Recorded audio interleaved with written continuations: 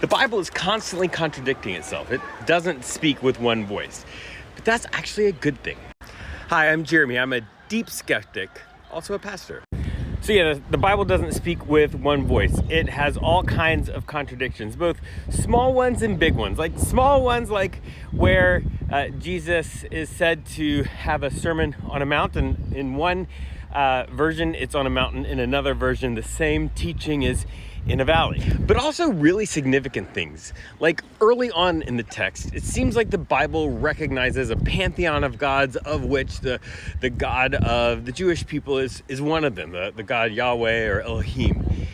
And then later, it feels like it's giving much more of a strict monotheism, like that there is really only one God. Those are two very different things. And then of course, there are passages early on in the Bible that seem to condone or even endorse sometimes polygamy and people having lots and lots and lots of partners and lots of spouses.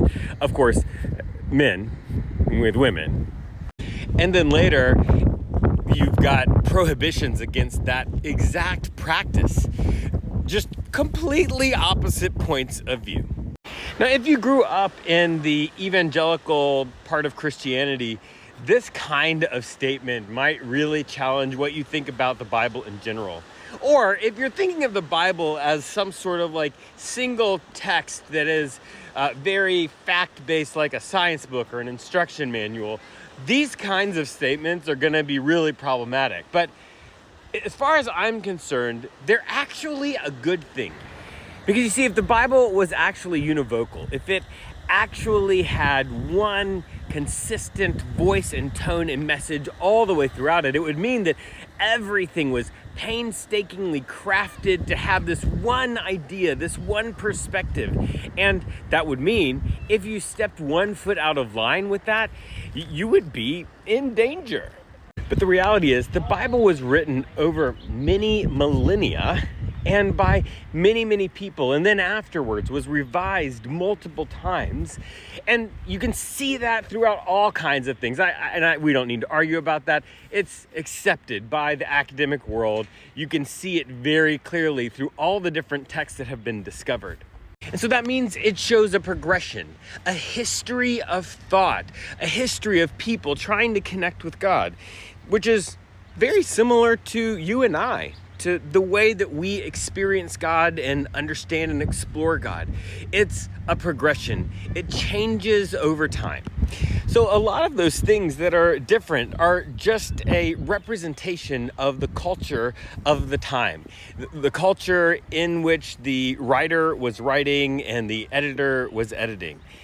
And that shows us how people over time were trying to interpret their life with God in their specific culture, the same way you and I do. And so when we look at the Bible and we see strange cultural phenomenon or pieces that don't match our current cultural understanding or perspective, it's okay.